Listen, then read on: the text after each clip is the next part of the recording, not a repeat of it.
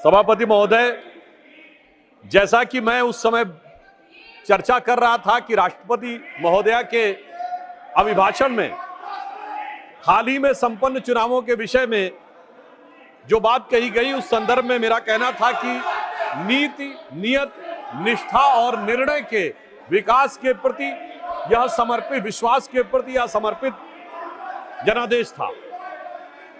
इस चुनाव में कई और विशेषताएं रही। भारत के लोकतंत्र को एक नए स्वरूप में और एक नया विस्तार पाने का अवसर प्राप्त हुआ।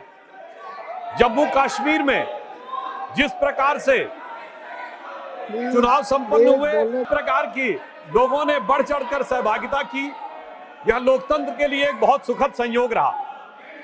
अगर जम्मू और उधमपुर में 68 और 72% वोटिंग हुई, तो यह भी देखने को मिला कि कश्मीर घाटी में अनंतनाग में 53% और बारामूला में 59% पोलिंग हुई, जो आज तक कभी भी इतनी पोलिंग चुनावों में सहभागिता नहीं रही थी। लोकतंत्र के इस पर्व की, इस अवसर को निश्चित रूप से हमें अप्रिशिएट करना चाहिए। यद्यपि हमारे विरोधी कुछ अधिक उत्साह और उच्छृंखलता में दिखाई पड़ते हैं, परंतु इन चुनावों में हमारी सरकार की स्वीकार्यता और विस्तार एक नए आयाम तक पहुंचा है।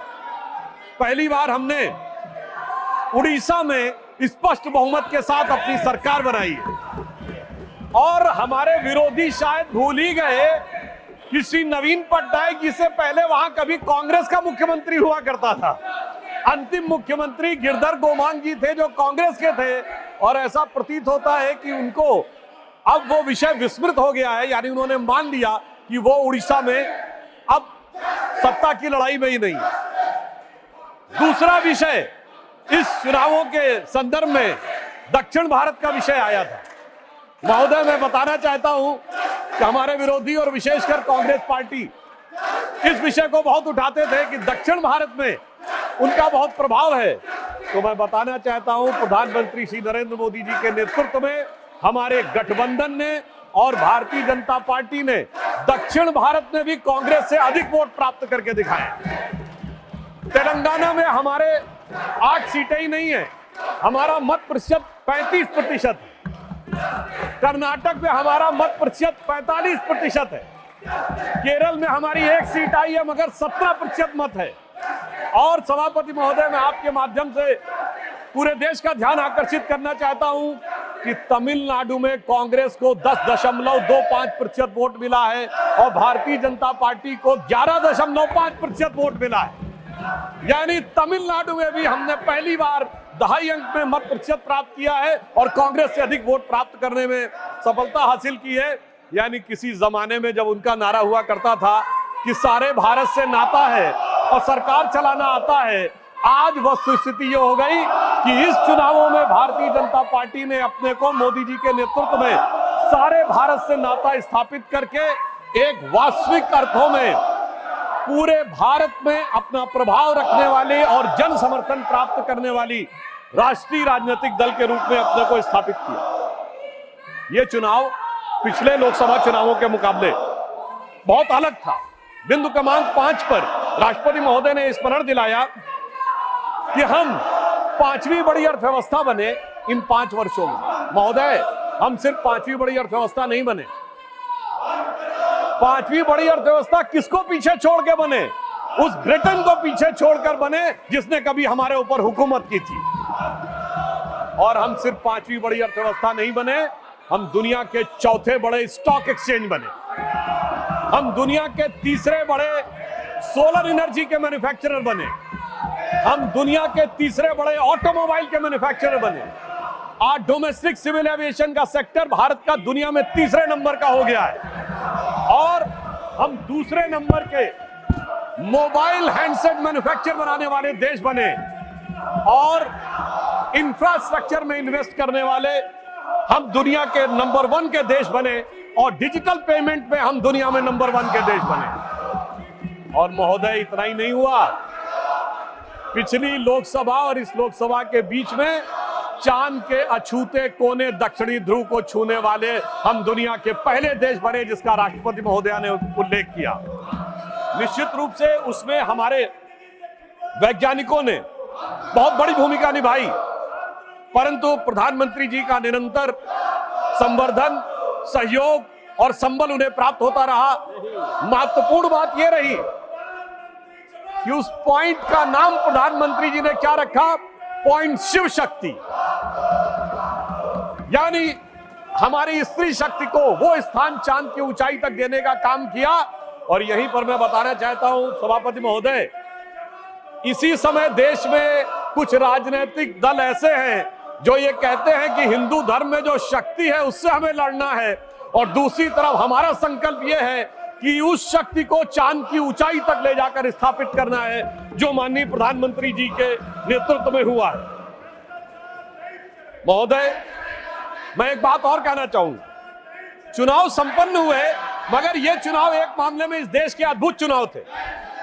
सामान्यतः चुनाव होते हैं, चुनाव परिणाम के दिन एक पार्टी के कार्यालय में मिठाई बंटती है, धूम धड़ाका होता है, दिवाली होती है, और दूसरे की जगह गलियारे खाली नजर आते हैं। मगर ये चुनाव एक ऐसे चुनाव थे महोदय जहां दोनों जगह मिठाई बंट रही थी, दोनों जगह पटाखे छूट रहे थे, भाजपा कार्यालय में भी और कांग्रेस कार्यालय में भी।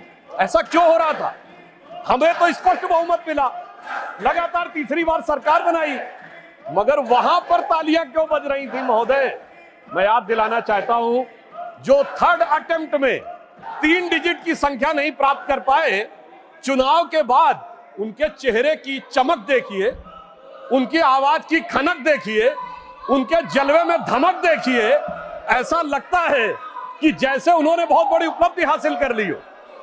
उसका कारण यह है महोदय कि एक बच्चा होता है जो टॉपर होता है, जिसे डिस्टिंक्शन मार्क्स मिलने थे, वो फर्स्ट डिवीजन मार्क्स पाए तो उसके चेहरे पे वो खुशी नहीं होती है, और धड़ाधड़ फेल होने वाला बच्चा ग्रेस मार्क्स पाके अगर थर्ड डिवीजन पास हो जाए तो उसके चेहरे पे बहुत खुशी होती है। मैं ये भी बताना चाहता हूं महोदय, एक जो हमारे कांग्रेस के साथियों में बहुत उत्साह और उल्लास नजर आ रहा है, तो मैं एक अपना अनुभव बताना चाहता हूं।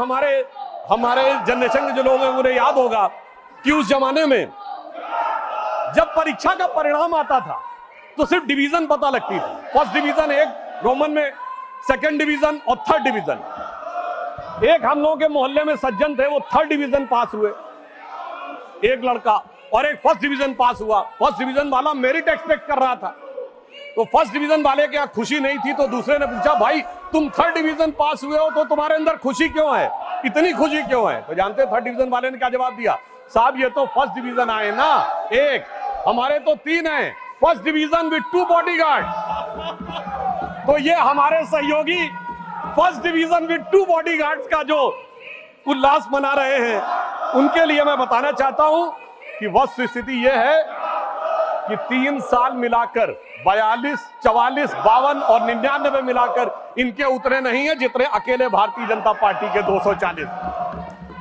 मैं ये भी याद दिलाना चाहता हूं, 1984 के बाद से आज तक 40 साल में कभी कांग्रेस को 240 सीटें नहीं मिली। पीवी नरसिम्हा राव जी के समय में 232 मिली थी, बाद में उनकी कुछ सीटें बढ़ी थी, यानी जो 40 साल में मुकाम नहीं हासिल हो पाया, उसके बावजूद उन लोगों की जिस प्रकार की उच्छृंखलता दिखाई पड़ती है, उसके लिए मैं कहना चाहता हूं इन्होंने कितनी कोशिश कर ली, मगर प्रधानमंत्री जी तीसरी बार स्पष्ट बहुमत के साथ प्रधानमंत्री बनने में सफल हुए। तो इन लोगों के लिए एक बात कहना चाहूंगा मैं, एक लाइन प्रधानमंत्री जी की तरफ से, कि दरिया का सारा नशा उतरता चला गया, वो मुझे डुबाता रहा और मैं उभरता चला गया। दरिया का सारा नशा उतरता चला गया, वो मुझे डुबाता रहा और मैं उभरता चला गया। और ये 44, 52, 99, अरे मंजिल समझ के बैठ गए जिस पे चंद लोग, मैं ऐसे कितने ही रास्तों से गुजरता चला गया। राष्ट्रपति महोदया ने बिंदु क्रमांक 3 में एक और बात स्पष्ट की कि 60 साल के बाद एक ऐसा मौका आया है जब लगातार तीसरी बार किसी प्रधानमंत्री को बहुमत प्राप्त करके जनता ने आशीर्वाद देकर सदन में भेजा हो। और जिस समय प्रधानमंत्री जी ने ये के बारे में यह विषय आया था, उस समय हमारे विपक्ष के साथी लोग बहुत ज्यादा डिस्टरबेंस भी किए थे। उनके अंदर कुछ एक बेचैनी नजर आ रही थी। क्यों? क्योंकि मोदी जी ने लगातार 3 बार स्पष्ट बहुमत प्राप्त करके वो कार्य किया है जो पंडित जवाहरलाल नेहरू जी के रिकॉर्ड की बराबरी कर ली।